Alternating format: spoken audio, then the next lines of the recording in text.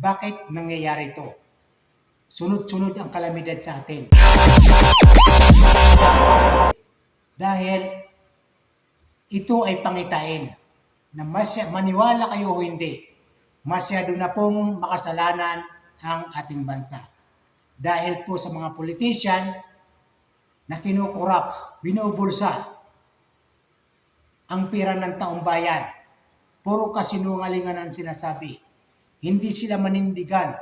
Ayaw sabihin ang katotohanan. Mas pabor sila sa mga kurap, na mga sinungaling na politician.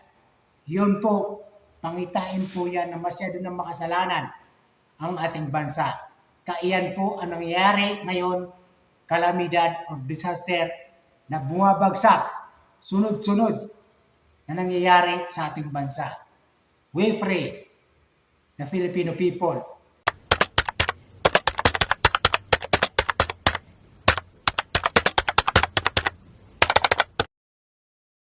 na sana'y makabangon pa tayo sa kalamidad na to, sa paghihirap na to, dahil po dapat hindi na natin suportahan ang mga korap ng mga politician na ito dahil naghihirap ang bansa natin dahil sa kanila.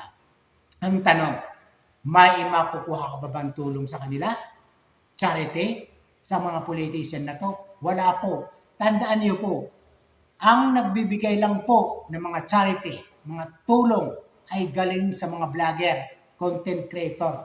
May nakita ba kayong mga politician na nagbigay ng tulong sa Cebu? Wala po.